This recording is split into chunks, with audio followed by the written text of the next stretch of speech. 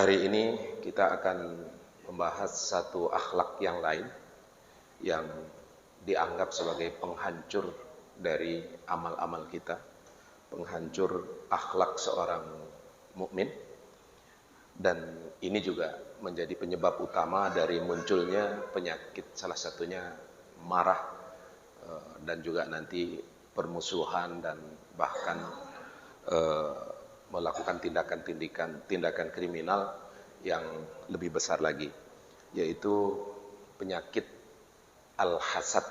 Hasad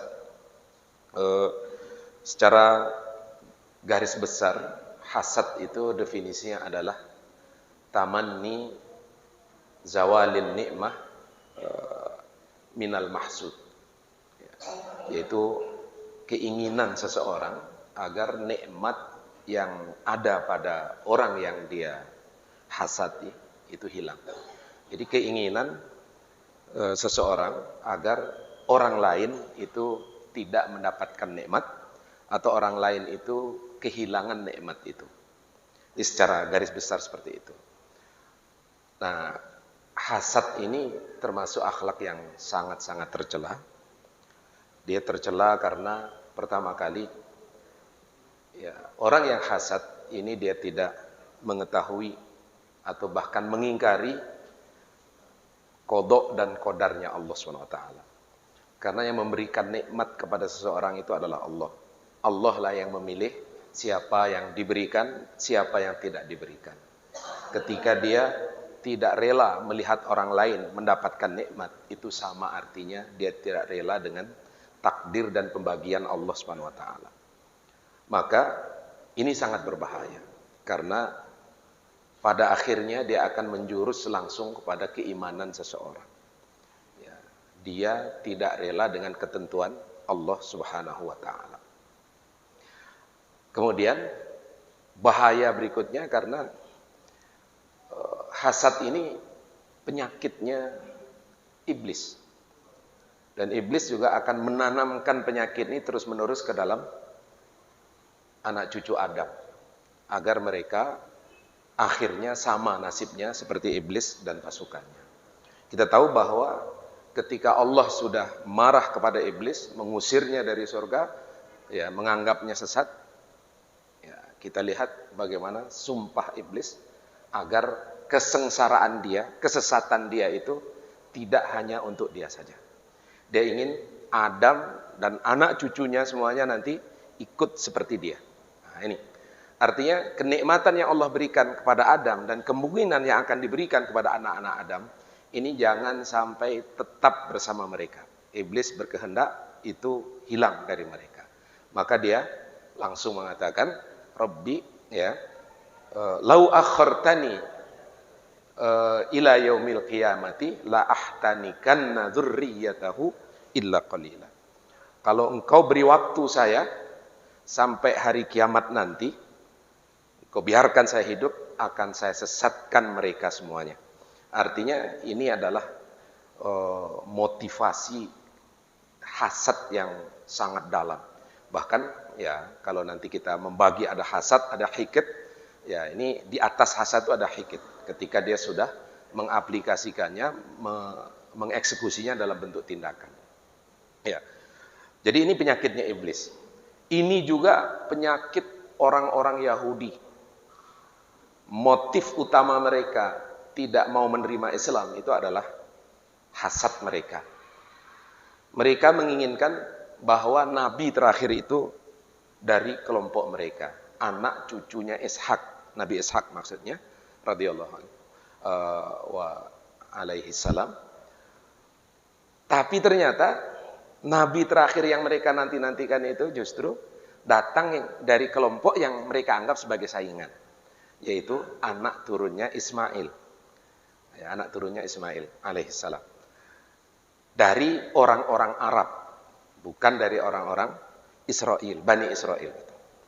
Maka mereka tidak mau, daripada mereka harus mengikuti Nabi yang dari keturunan Ismail, lebih baik mereka tetap dalam kekafirannya dan menjadi lawan dari umat Islam yang di bawah kepemimpinan seorang Nabi dari keturunan Ismail itu. Maka dalam Al-Quran kita lihat ya, bagaimana hasad itulah yang menjadi api yang mengobarkan pemusuhan mereka kepada Islam. Wadda kathirum min ahlil kitabi lau yaruddunakum min ba'di imanikum kuffara hasadam min indi anfusihim. Ya. Banyak orang-orang ahli kitab itu, baik Yahudi maupun Nasrani, mereka ingin mengembalikan kalian umat Islam ini ya, setelah keimanan kalian menjadi kafir lagi. Itu semuanya karena hasad dari hati mereka. Ya, sekali lagi hasad. Keinginan mereka untuk menghilangkan nikmat iman itu dari hati umat Islam. Mereka menjadi kafir lagi, menjadi penyembah berhala seperti dahulu. Itu yang mereka inginkan. Ini penyakit yang datang mereka, yang mereka tanamkan. Maka ketika umat Islam kemudian memiliki penyakit ini, penyakitnya iblis, penyakitnya ahlul kitab, orang-orang Yahudi khususnya, dan juga orang-orang Nasrani, maka umat Islam pun akan ditimpa permasalahan yang sangat berat. Hadirin, Rasulullah SAW pernah mengingatkan kepada kita, ya, dalam satu hadis dari Abdullah bin Amr bin Al-As, Rasulullah SAW pernah bertanya kepada para sahabatnya, "Idza futihat Faris war Rum, fa ayyu qaumin antum?" Qalu sanakunu mithla ma amarallah. Faqala Rasulullah SAW, awa ghaira dhalik tatanafasun wa tatahasadun wa tatadabarun wa tatabaghadun thumma tantolikuna ila masakinil muhajirin fataj'aluna riqabahum ala riqabi ba'd. Kalau kita artikan, kalau nanti Persia sama Romawi itu sudah berhasil ditaklukkan, kalian ini mau menjadi umat seperti apa? Kata Rasulullah. Akan menjadi seperti apakah? Apakah kalian masih kompak-kompak saja, saling ukhuwah, saling menjaga, saling melindungi? Mereka dengan optimis mengatakan, insya Allah kami akan menjadi seperti apa yang Allah perintahkan. Tapi Rasulullah katakan, atau yang lain. Maksudnya, kalian akan menjadi umat yang lain, tidak seperti itu lagi. Di mana kalian akan saling berlomba-lomba di antara kalian. Kalau sebatas perlombaan, maka itu bagus, optimis. Karena tanafus itu akan membawa kepada kemajuan.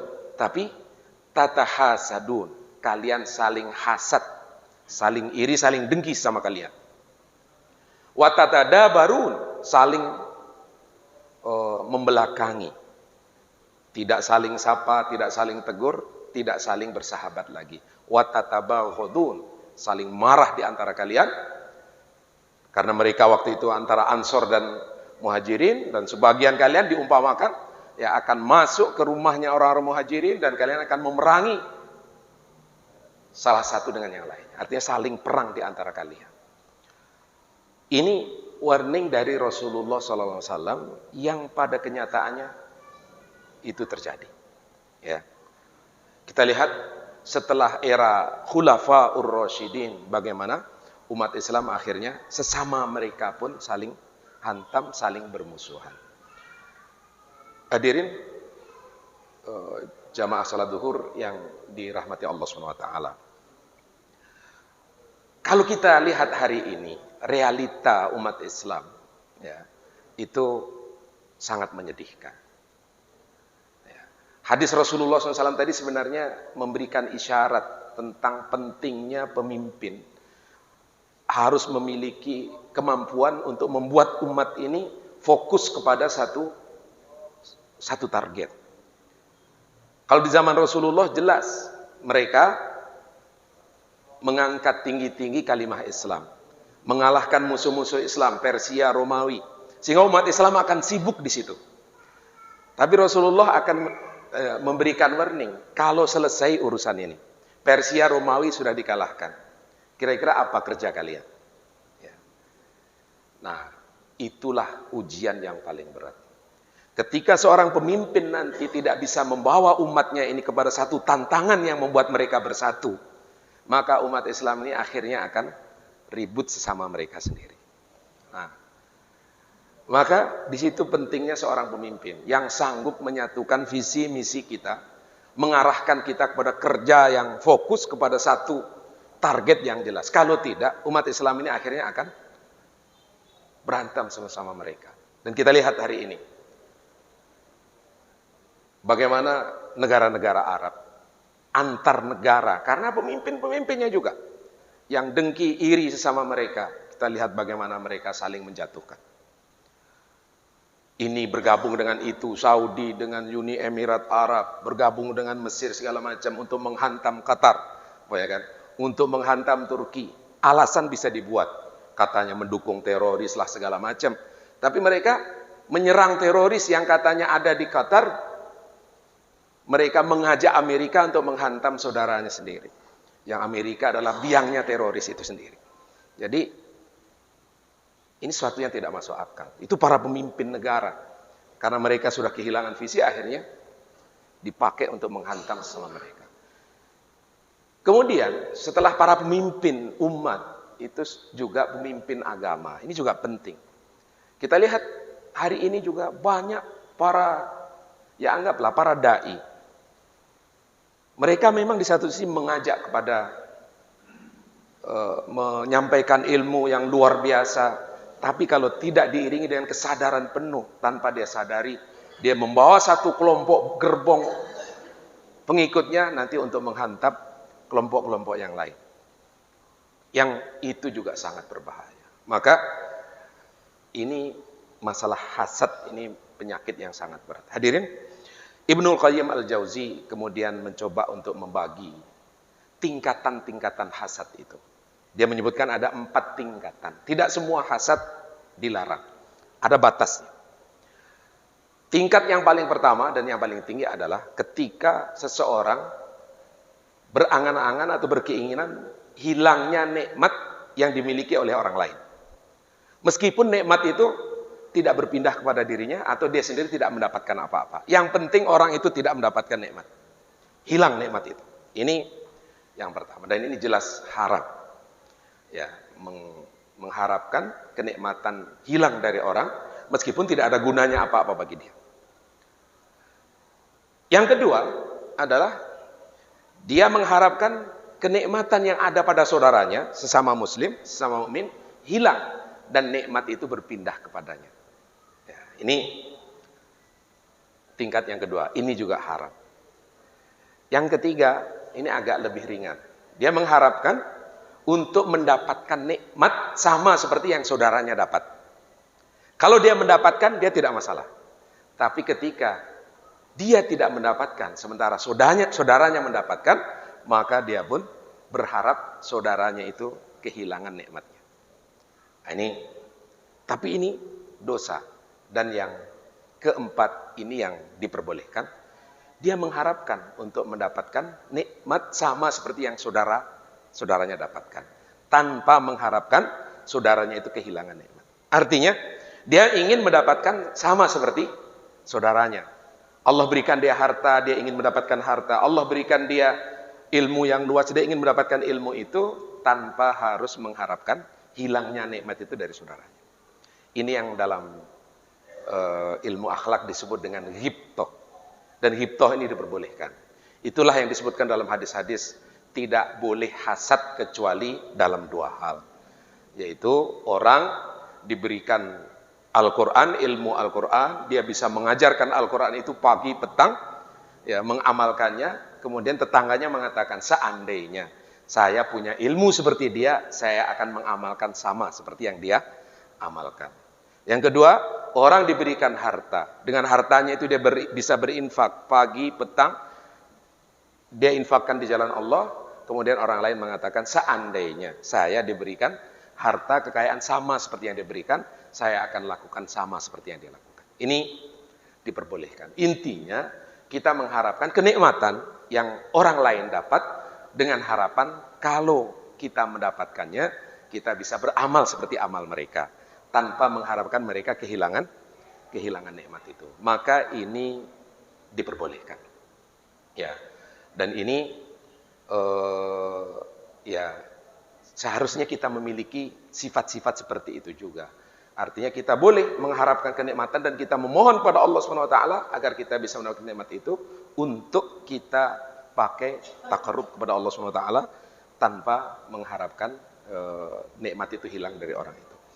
Para hadirin, untuk kali ini mungkin ini saja. Nanti selanjutnya kita akan bahas tentang beberapa cara untuk membuang penyakit yang berat ini. Karena ini tidak mudah. Ini tidak mudah. Dalam satu hadis, Abdullah bin Amr juga meriwayatkan, suatu hari ada seorang sahabat bertanya kepada Rasulullah, "Ya Rasulullah, orang yang paling baik dan paling Allah cintai itu siapa?" Kata Rasulullah SAW menyebutkan, "Kullu mahmumil qalbi soduqil lisani." Mereka mengatakan, "Ya Rasulullah, soduqul lisani nahnu na'lamuhu, wa ma mahmumul qalbi." Faqala Rasulullah SAW, huwa taqiyu an-naqiyu la baghya fihi wala ithma wala ghilla wala hasada. Orang tadi bertanya, "Ya Rasulullah, siapa orang yang paling Allah cintai nanti?" Kata Rasulullah SAW, yaitu orang-orang yang mahmumul qalb, hatinya itu mahmum, lisannya soduk, selalu sodik, tidak berdusta. Kalau lisannya sodik kami tahu ya Rasulullah, tapi yang hatinya mahmum itu siapa? Kata Rasulullah SAW, orang yang bertakwa, hatinya bersih, tidak ada dengki, tidak ada benci, tidak ada iri, ya, artinya bersih. Itulah orang yang paling Allah cintai. Para sahabat kemudian mengatakan, "Waduh, itu nggak ada di kita. Orang sesudahnya siapa?" Yaitu orang yang lebih mencintai akhirat daripada dunia. Itu juga kami belum, katanya kan. Tapi itu ada pada sahabat Rasul, disebutkan nama seseorang. Setelah itu siapa? Kata Rasulullah SAW, setelah itu adalah orang-orang yang akhlaknya baik. Nah itu insya Allah kami semuanya ada. Para hadirin, intinya ini tidak mudah. Ya. Membersihkan hati kita dari iri, dengki. Ini perlu kerja keras, dan yang lebih penting adalah perlu kesadaran penuh dari kita bahwa itu penyakit yang mesti kita buang. Karena seperti yang disebutkan dalam hadis, ya, bahwa al-hasad ta'kulul hasanat kama ta'kulun naru al-hatab. Iri, dengki ini akan memakan kebaikan-kebaikan sama seperti api bisa memakan kayu bakar. Kebaikan-kebaikan itu bisa hilang karena kedengkian yang kita pelihara. Ya, dan ini akan menjadi penyakit hati, merembet ke penyakit fisik, dan yang lebih bahaya lagi ini adalah penyakit keagamaan seseorang. Na'udzubillah min dzalik. Assalamualaikum warahmatullahi wabarakatuh.